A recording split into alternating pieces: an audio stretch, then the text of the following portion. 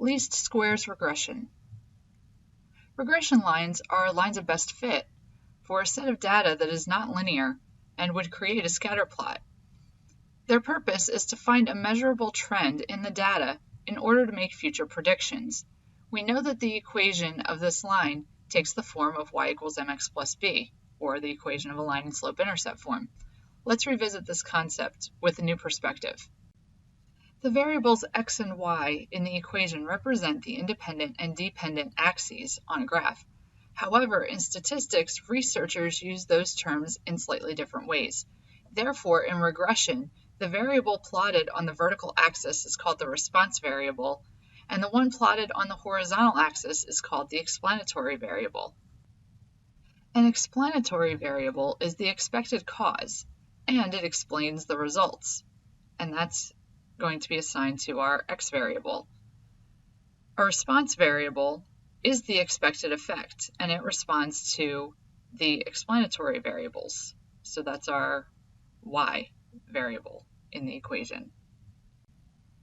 Statistics has adopted a slightly different form for the equation of a regression line. We have this y with a hat over it is equal to a plus bx, where a is the y-intercept and b is the slope. The y with a carrot top or hat on top of it represents a term called the predicted value of the response variable y for any given value of the explanatory variable x. And don't get too hung up on these slight changes. The meaning is still the same. A line of best fit predicts future variables, so y with a hat is respectively called the predicted value. We have observed that in most cases the regression line does not pass exactly through all the data points. We have the data point and then we have space between the regression line. The space or line between the regression line and the points, or each point, is called the vertical deviation. The data point is the original point, and the regression line is that otherwise known as line of best fit. However, a good regression line has the smallest possible vertical deviation from any of the data points. So the closer the points are to the line, the better the regression line. The vertical deviation is representing leftover and is called residual. So this vertical deviation is also known as the residual. It is the difference between an observed value of the response variable and the predicted value of the regression line, and it's found by subtracting the y-coordinate of this point minus the anticipated y value from the regression line. But how do you minimize residual in order to ensure that the regression line is a good one? Well, we could add up the residual of each data point. Then the line with the smallest sum of residuals would be the best regression line. What do you think you're going to get? Take a moment to pause this video and think about it, and when you're done, unpause it. Well, because some points are above the line and others are below, adding up the residuals would end up equaling 0 every time. The positive and negative residuals cancel each other out. So we would have 3 plus 2 plus 6 plus 1 plus 9 plus negative 10 plus negative 3 plus negative 3 plus negative 1.5 plus negative 3.5. And when we add all those values up, we do end up getting 0. And this is also because all of our positive numbers here add up to 21. And if we take all these negative values and combine them, we end up getting negative 21. And 21 plus negative 21 does indeed equal 0. So what does it mean to minimize the residuals? We can solve the problem of residuals in a simple way. Square them. By squaring, all the residuals will be positive values, and therefore can be added together to find a sum. The best regression line for a data set is one where the sum of the squares of the residuals is as small as possible, and this is called the least squares regression line. The sum of the residuals of the least squares regression line have a very special property that distinguishes them from all other residuals. The mean of the least squares residuals is always 0. Studying residuals can be difficult. To make it easier to understand them, we can set up a scatter plot of the residuals against the explanatory variable. Because the mean of the residuals is always 0, the horizontal line at 0 corresponds to the regression line, as you can see in these two graphs. This type of scatter plot of the residuals against the explanatory variable is called a residual plot. Because the mean of the residuals is always 0, the horizontal line at 0 corresponds to the regression line. These plots help us to determine whether a linear model is appropriate for the dataset or not. Let's revisit our scatter and residual plots from the previous slides. Notice how the residual points are still balanced above and below the line, but they're not within the same distance or correlation that the original scatter plot has, because these are analyzing that square of the difference, and that's how we're getting these new points in relation to this residual line.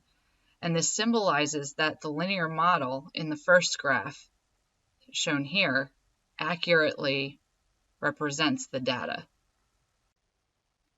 In the model below, we have our data and our line of best fit. While the line is a quality line of best fit, we can see that the residual plot next to it shows the residual points follow a quadratic path instead of being always equidistant and more linear.